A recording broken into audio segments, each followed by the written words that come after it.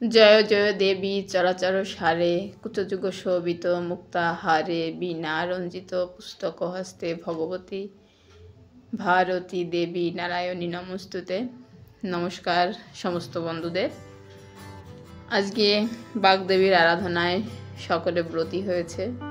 আমরা যারা হিন্দু সম্প্রদায়ের মানুষ তারা সবাই মা সরস্বতী বা বাগদেবীর আরাধনায় আমরা সবাই এখন ব্যস্ত, তারই প্রস্তুতি চলছে। দেখেন আমাদের বাড়িতে আমার মাম্মা আজকে হাতে খড়ি দেবো ওদের দুই ভাই বোনকে, তার জন্য মাম্মামকে রেডি করানো হচ্ছে, ওকে শাড়ি পরানো হচ্ছে। কিন্তু দেখেন ও কত শান্তশিষ্ট হয়ে রয়েছে, এত সুন্দরভাবে যে ওর শাড়িটা পরবে ভাবতেই পারিনি। কিন্তু দেখলাম খুব সুন্দরভাবেই সে শান্তশিষ্টভাবেই রয়েছে শাড়িটাকে পরানোর সময়। একেবারেই তো সে ছোট্ট, এখনো তো শাড়ি কি বললো। আমি বললাম মাম্মাম শাড়ি পরবে? ও বললো হ্যাঁ শাড়ি পরবো। এবার ওদের দুই ভাই বোন রেডি হয়ে গেছে, আমাদের রেডি হওয়ার পালা। তাই ওদেরকে একটা স্টিল ফটো নিলাম, দুই ভাই বোনকে ওইভাবে দাঁড় করিয়ে।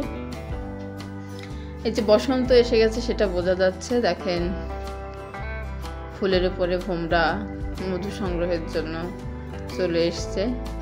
এটা অ্যাকচুয়ালি এরাও মধু সংগ্রহ করে, এরা একটু ছোট ছোট পোকা।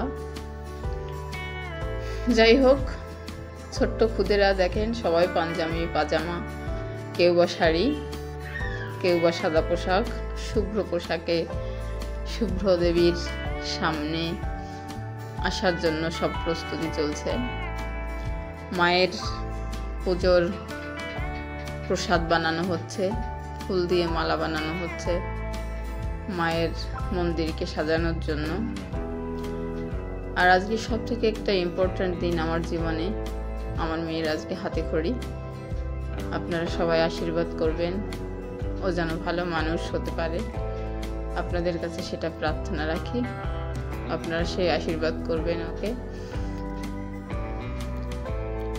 আমরা এবার প্রায় রেডি, ব্রাহ্মণ মশাই চলে এসেছে, পুজো খানিকটা হয়েও গেছে, এখন হাতে খড়ির পর্ব চলছে। প্রথমেই পরশকে দিয়ে পুজো করানো হচ্ছে, ওর হাতে খড়ি দেওয়া হবে।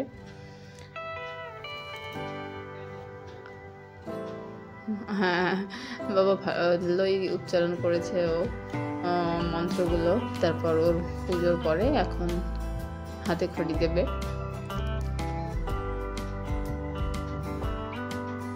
তালপাতায় করে ওদেরকে হাতে খড়ি দেওয়ানো হচ্ছে। আজকে বাগদেবী সব জায়গায় চারিদিকে তার আরাধনার সেই মন্ত্র উচ্চারণ হচ্ছে। শুনলে সেই শৈশবের ছোট্টবেলার কথা মনে পড়ে যায়। তখন আমরাও সরস্বতী পুজোর সময় মাকে কত বায়না করতাম, মা আমাকে অনেক ফুল এনে দেবে, মালা তৈরি করে দেবে, আমি ভালো মালাটা মাকে দেব। সেই যে একদম যখন ছোট্ট প্রাইমারিতে পড়েছি তখন এই আবদারগুলো করতাম। যখন আরেকটু বড় হয়েছি তখন কি পোশাক পরব, কি সাদা রঙের শাড়ি পরব সেটা শুরু করেছিলাম মাকে বলা, মা আমি এই শাড়িটা পরব, বা নানান রকম বায়না। যাই হোক, তখন আমাদের শৈশবটা ছিল একেবারেই আলাদা রকম। তখন তো এত বাহারি সব কিছু সেইভাবে করতো না। যাই হোক, আমাদের জীবনটা একদম সাদামাঠা ছিল। সেই সাদামাঠার মধ্যেও অনেক বেশি আনন্দ আর অনেক বেশি মাধুর্য ছিল সেই শৈশবে, যেখানে কোনো কৃত্রিমতা ছিল না, সব কিছুই যেন কেমন ন্যাচারাল ছিল। এখন সব কিছুর মধ্যে কেমন একটা ন্যাচারাল জিনিসটাকে খুঁজে পাওয়া যায় না, সবই যেন কৃত্রিমতায় ভরপুর। তার মাঝেও যদি মাকে একটু সাধারণভাবে কিছু করা যায়, ভক্তি করে যদি তাকে একটু ডাকা যায়, তার আরাধনা করা যায়, সেই চেষ্টাই কেবলমাত্র করা। শৈশবে যখন আমরা পড়েছি আমাদের সে হাতে খড়ি কীভাবে হয়েছে অ্যাকচুয়ালি সেটা তো জানি না। সেসব স্মৃতিগুলো আমরা হয়তো তখন অনেক ছোট ছিলাম, বুঝতাম না। আমার মেয়ে যেমন আজকে একেবারেই সে বোঝে না তার হাতে খড়ি কিনা, আমি বুঝতে পারছি। আমরা এটা ফিল করতে পারছি, কিন্তু ও তো ওটাকে ফিল করতেই পারছে না। যাই হোক, ও এখন মায়ের পুজো করছে, ব্রাহ্মণ মশাই কোলে নিয়ে তাকে মন্ত্র উচ্চারণ করাচ্ছে।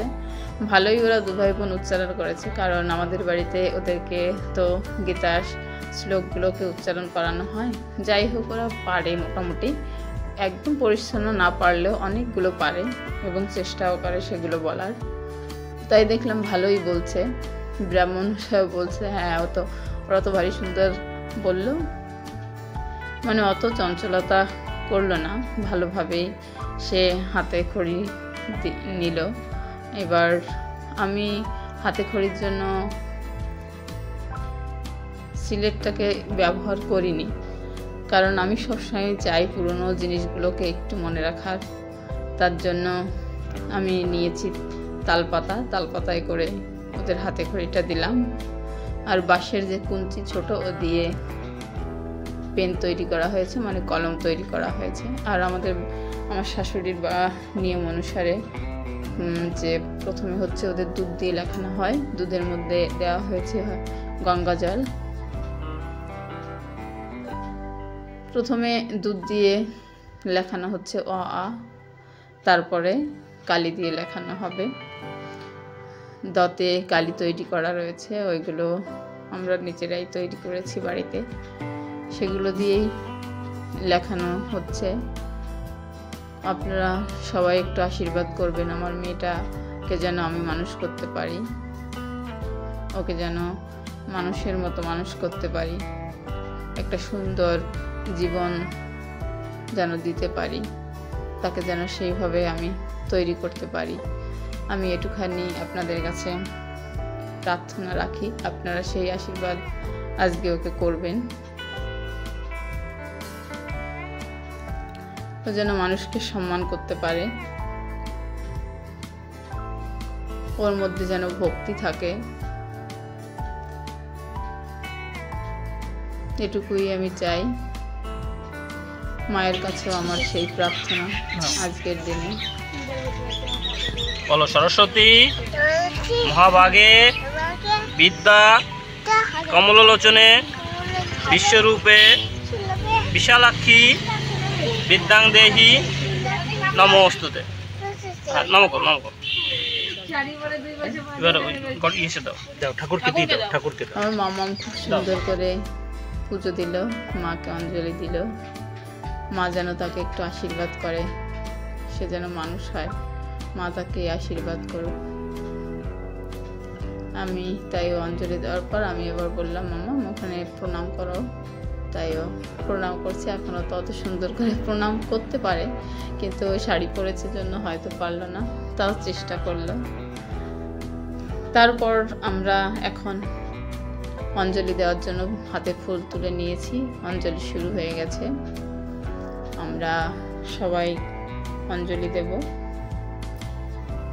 আগে যখন আমরা স্কুলে অঞ্জলি দিতে যেতাম, তখন প্রচুর স্টুডেন্ট থাকতো, তো হাই স্কুলে কত সেখানে মায়েরা আসতো, মানে অভিভাবকেরা আসতেন, আর স্টুডেন্টরা মিলে একদম পুরো আমাদের স্কুল মাঠটা পুরো ভর্তি হয়ে যেত।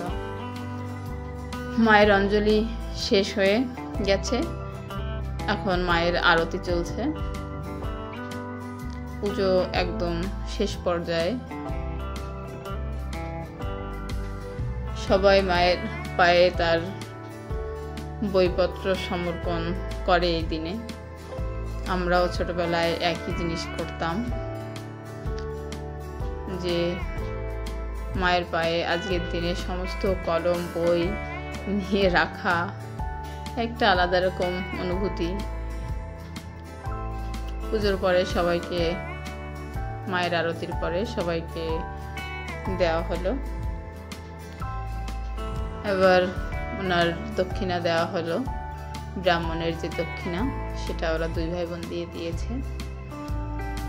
এবার পুজো শেষ, সবাই ভালো থাকবেন, সুস্থ থাকবেন।